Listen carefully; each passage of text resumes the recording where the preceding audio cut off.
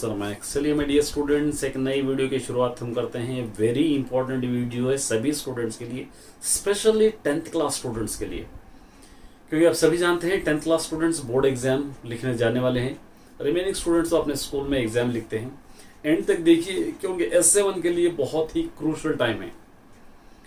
जैसे आप सभी ने अपने अपने स्कूल में अनाउंस भी किया होगा, आपने सुना होगा न्यूज़ में भी कि S7 एग्जाम्स 21 अक्टूबर से स्टार्ट हो रहे हैं। महज आपके पास 1 मंथ टाइम रह गया है, 1 मंथ या 40 डेज 42 डेज टाइम रह गया है। ये बहुत इंपॉर्टेंट टाइम है, क्रूशल टाइम है। अगर कोई स्टूडेंट शुरू से अपनी मेहनत कर रहा है, शुरू से अपने टॉपिक्स याद कर रहा है, शुरू से अपने सेल्फ नोट्स बनाए हैं, तो उसके लिए कोई दिक्कत वाली बात नहीं है। लेकिन वो स्टूडेंट्स जो बिल्कुल अपनी स्टडीज शुरू नहीं किए हैं, वो स्टूडेंट्स अभी शुरू करना चाहते हैं, वो स्टूडेंट्स जो अपने एग्जाम में प्रूफ करना चाहते हैं कि हमको अच्छे मार्क्स आए, उनके लिए बहुत इम्पोर्टेंट टाइम है। ये टाइम को वेस्ट नहीं करना चाहिए, क्योंकि सिलेबस एट मिनिमम अगर आप ले लेंगे तो 70% सिलेबस आपको S7 में है। अगर S7 में आप ईमानदारी से लिखकर, बिना चीटिंग करे हुए लिखकर अच्छे मार्क्स लाते हैं, तो यही स्कोर आपका बोर्ड एग्जाम में होगा।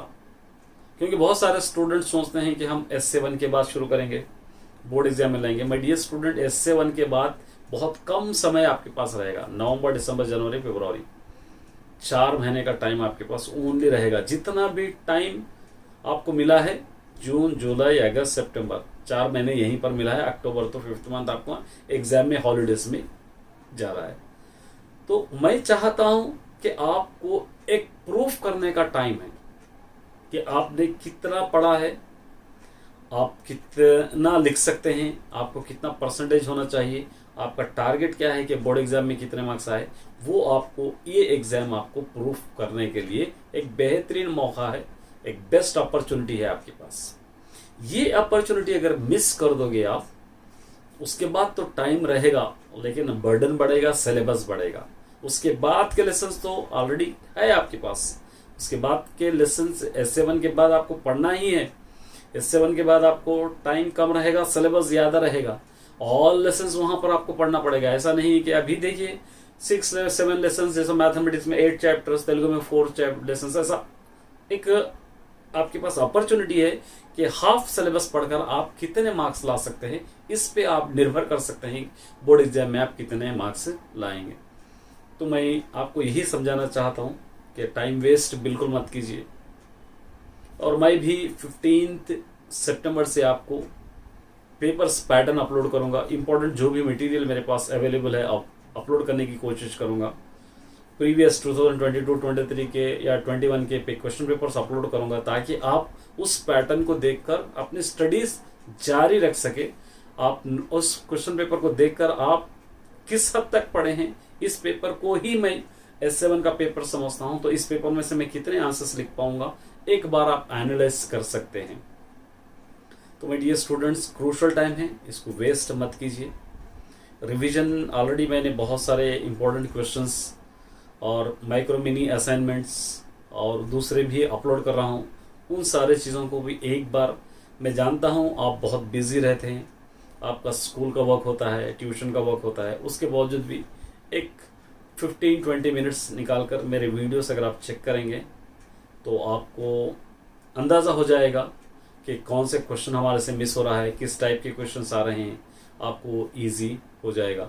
तो मेरे डियर स्टूडेंट्स, ये टाइम बिल्कुल वेस्ट मत कीजिए। आपने जितना पढ़ा है, अगर आगे स्टार्ट नहीं किया है तो अभी स्टार्ट कर दीजिए रिवीजन, एक एक लेसन करके। क्योंकि टाइम 1 मंथ टाइम है, आपको 7 सब्जेक्ट आपको कवर करना है। हर सब्जेक्ट में 7 to 8 लेसन आपके पास है। और अगर आप अभी से मेहनत करेंगे तो हो सकता है एग्जाम्स तक आप कवर कर पाएंगे। एक एक दिन अगर बीतता जाएगा तो आपका टेंशन बढ़ता जाएगा, एग्जाम्स करीब आते जाएंगे। फिर एग्जाम में जाकर कुछ भी नहीं लिखे या आप पढ़े से कुछ भी नहीं आया तो बहुत ज़्यादा आप डिमोटिवेट हो जाएंगे।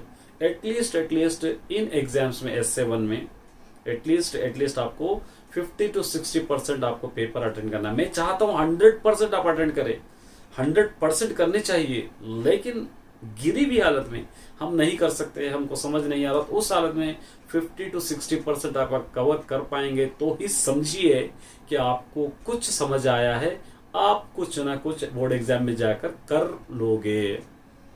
30%, 20%, 15% जिससे कुछ भी नहीं होता, उसके बाद आपको डबल दुगनी मेहनत करने की ज़रूरत पड़ेगी।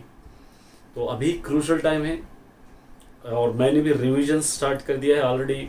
वन मोर टाइम रिवीजन बोलकर ऑलरेडी मैथमेटिक्स की वीडियोस अपलोड कर रहा हूँ।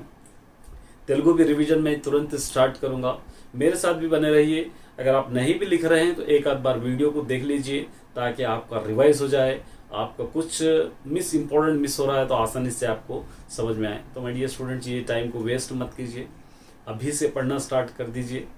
और उम्मीद करता हूँ कि आप सभी क्लेवर है, स्मार्ट स्टूडेंट्स है, वक्त बिल्कुल ज़ाया नहीं करेंगे।